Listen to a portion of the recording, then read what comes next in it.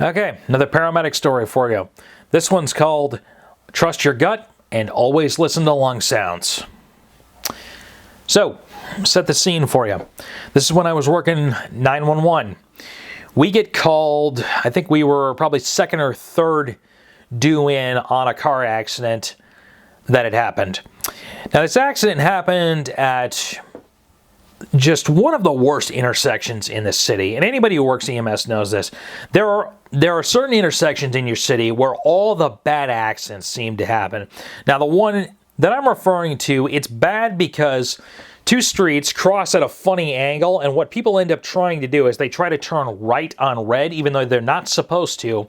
And because of the angle of the crossing street, they can't get a good look, so they turn right and then they get smoked by a car that's coming down on the other street because it has a much higher speed limit, and again, the way it's angled, you're not supposed to turn right on red. But anywho, so during my career, I've been on a couple of bad accidents at this same intersection.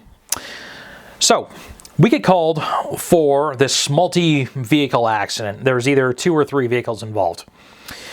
So patient is up in ambulatory. By the time we get there, fire is walking him over, and I can see that he's, having a conversation with one of the firemen as he's coming. So it's like, okay, it's like, all right. So we got an airway, and obviously it's like we're not having enough trouble breathing that we can't carry on a conversation, which is great. So we get him in the back of the truck. He's a little tacky, a little tachypnic.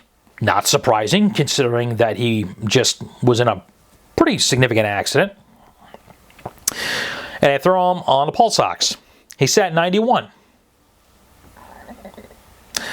And I asked him, it's like, hey man, do you have any sort of pulmonary history? Have you been sick at all lately? No, nothing like that. He's also complaining of some pain on the right side of his rib cage. I can't remember if he was a driver or a passenger. It's been too long since this thing happened. So, and I just kind of double check with him. It's just like, so it's like, okay, so you're not sick and you definitely don't have any pulmonary history. He's like, no, man, I don't have much medical history at all. It's like, okay, all right. Still sat 91 on room air. It's like, okay, that's a little odd. So I throw him on, I think, maybe 1 liter. He bumps up to 93, 94. Great. Take a listen to him. The lungs are clear, but he's slightly diminished on that right side. So it's like, all right, that's kind of odd. We transport him without incident. I ended up taking him to the trauma center. I can't remember if I called it in as a trauma alert. I don't think I did because he didn't meet any protocols. But, when I was giving him a report, I was just like, something's just a little off about this guy. I don't think there's anything time sensitive going on right at this moment. But it's like, he's just someone to keep an eye on. So it's like, and, the staff at the ER is just like, all right, cool. So we leave, mark back in service. I roll back into that same ER a couple hours later with another patient, and I find one of the techs who I had seen working with the patient before. He's one of my buddies there, and I pull him aside. I was just like, hey man, you remember that guy I brought in for the car accident? What happened to him? He's like, oh yeah, he had a hemo-pneumo, and he's got a chest tube, and he's up in the ICU now. Oh. So I was just like, ooh, I'm real glad I took him to a trauma center then, because the way he initially presented, it's like, okay, he's up, he's walking, he can carry on a conversation with me. That didn't change throughout the entire transport. And it's like, okay, he's sat in a little low.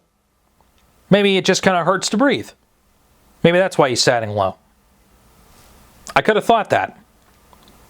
But what I kept coming back to is just like something just felt off with this guy. I didn't like how low he was satting on room air, and he's got no history, and he hasn't been sick, so it's like that doesn't make any sense. He's got the pain on his right side, and he's diminished in his lung sounds.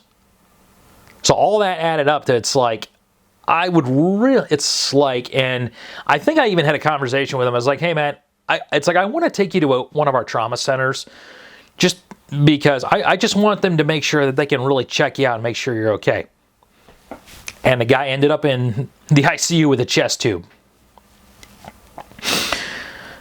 One thing that you're going to learn, the longer you do, I mean, really any job, but this job especially, you're going to start developing a pretty good gut feeling about certain things. And if you have a gut feeling that something's off, it probably is. And it probably deserves a second look. So again, it's like the low oxygen saturation, right-sided rib pain, and the diminished lung sounds. And it wasn't anything significant. It was just enough to where it's like something's a little off here, and I would rather be safer than sorry. Trust your gut, and always, always listen to lung sounds. Thanks for hanging around. See you on the next one.